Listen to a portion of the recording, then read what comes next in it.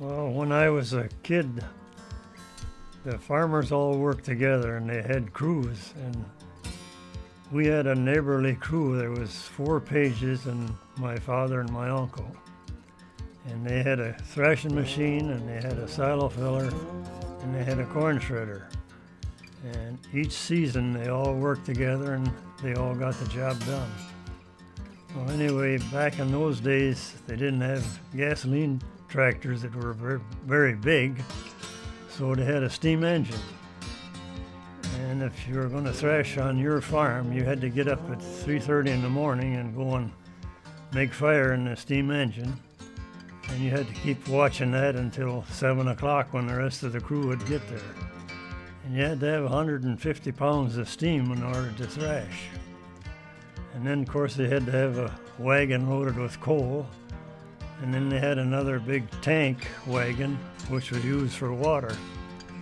And it took one man full time to pump the water for this engine. It took about 3 tanks of water a day.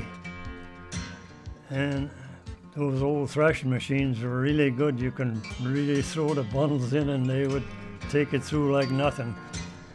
And the steam engine was one of the best sources of power, I think, that you could have back in those days. You had to cut the grain with a binder pulled by horses, and the binder tied a bundle, and that bundle was thrown out to the side, and then whoever was going to make the grain shock had to come along and pick up all those bundles. It took 6 bundles in a row, 2 on the side and 2 on the top for a cap to make a good shock.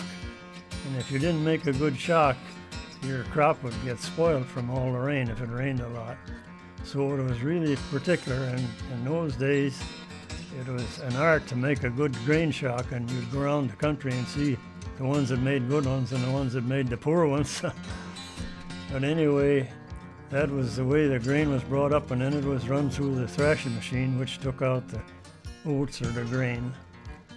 And it took usually about 3 to 4 men to carry the grain away, and it took another man to stack the straw. The straw was all stacked in those days.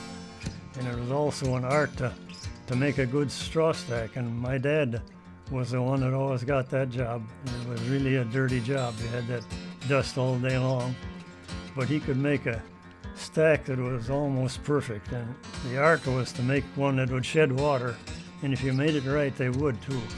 Those thrashers are, when you're eating your meal, there was always somebody telling something, and of course that was your newspaper and radio and everything. So everybody enjoyed the conversations. I think the older people enjoyed themselves just as much without the radio and TV and all the stuff we got now, because neighbors were neighbors. You knew everybody, and if something happened to one, you knew about it, and we were just like one. Everybody would work together.